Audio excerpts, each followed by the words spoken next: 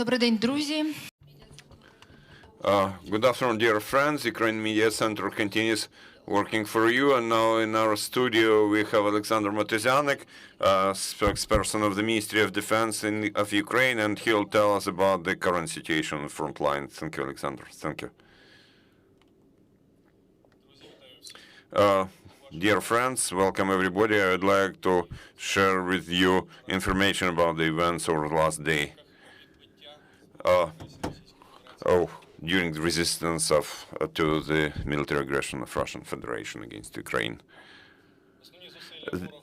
The enemy continues to focus its main efforts on preparations for offensive action in eastern Ukraine in order to take full control over the territories of Donetsk and Luhansk Oblast and maintaining stability of so-called ground corridor with the occupied Crimea. The enemy continues to create and increase groups of its troops and develop its command system and logistical support, and takes measures to increase effectiveness of its fire. To that end, the enemy has been strengthening its rocket and artillery units with short-range ballistic missile complexes. Also, the enemy continues to move units from eastern military districts to areas of operation in Ukraine and intense training of the personnel. The enemy is also strengthening its aerial reconnaissance by increasing the number of UAVs in military units. Currently, the enemy has been most active in Slobozhanщина and Donetsk areas. Now about the current operational situation. In Slobozhansk area, units of the 6th Army of the Western Military District and Northern Fleet continue partial siege of the city of Kharkiv and shelling the artillery fire. The aggressor has shelled more than 60 times from artillery and multiple launch rocket systems against infrastructural facilities and residential complexes in Kharkiv, Derhachi, and Petikhatki. The enemy's units have been regrouping and trying to strengthen their positions in the Izum area, and to that end they have been creating reserves of fuels and lubricant, logistical support, and replenishing their ammo. In Donetsk and Tavri area, using its so-called 1st and 2nd Army Corps, as well as 8th and 58th Armies of the Southern Military District and 5th Army of the Eastern Military District, are used by the enemy, concentrating its main efforts on taking control of Rubizhny, Nizhny, Popasna, and Novobakhmutivka, as well as taking full control of the city of Mariupol. The aggressor continues to make aviation and rocket strikes as well as artillery fire. The enemy continues to move units towards Matviiv-Kurgan in Rostov Oblast of Russian Federation, moving their units withdrawn from northern regions of Ukraine, units of the 2nd Army of Central Military District of Russia. The enemy also continues measures to restore its battle capacity and replenish its ammo. At the same time, in Donetsk and Luhansk Oblast, over the last day, Ukrainian armed defenders resisted 6 attacks of the enemy and destroyed 2 automobile vehicles and 3 artillery systems of Russian invaders. At the same time, Ukrainian Air Forces downed Sukhoi 25 aircraft. It's worth noting that the enemy has significantly reduced its use of aviation because of difficult weather conditions.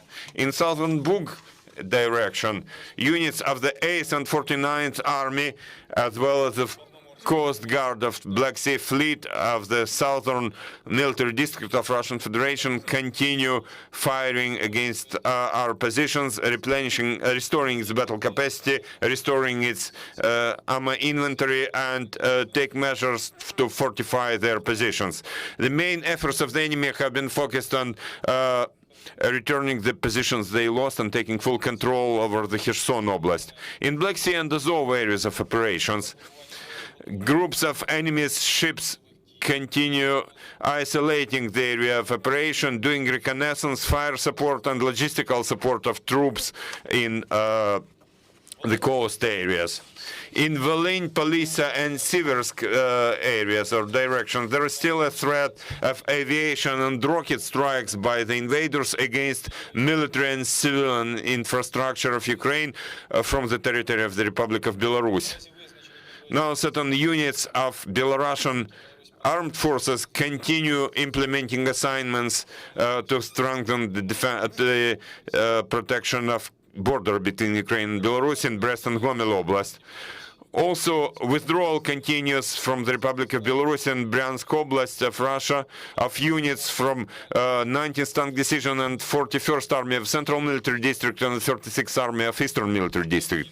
In Crimea direction, in temporarily occupied territories of the Autonomous Republic of Crimea, the enemy continues restoring its battalion tactical groups from the 810th Marine Brigade and 126th Coast Defense Brigade of the 22nd Armed Corps of Russia.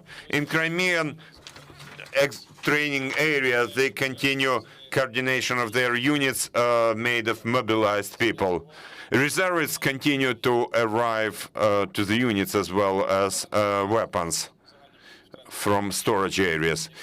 Finally, I will announce the total losses of the enemy from February 24th to April 13th. So tentatively there, 19,800 soldiers and officers of Russian army, 739 tanks, 1,964 armed fighting vehicles, 358 artillery systems, 115 multiple launch rocket systems lost by the enemy, 64 air defense systems, as well as 158 aircraft, 143 helicopters, 7 ships and boats, 132 tactical level UAVs, 25 special vehicles, as well as 4 mobile rocket launch systems.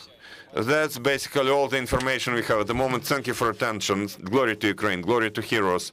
Dear friends, you can ask your questions. Please use the microphone and please introduce yourself.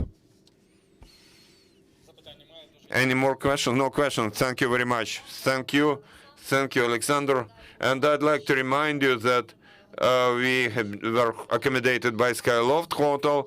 We'd like to thank them. And now we are developing the schedule of our next briefings. You're welcome to monitor our Telegram channel, our YouTube, Twitter, and Facebook. Thank you.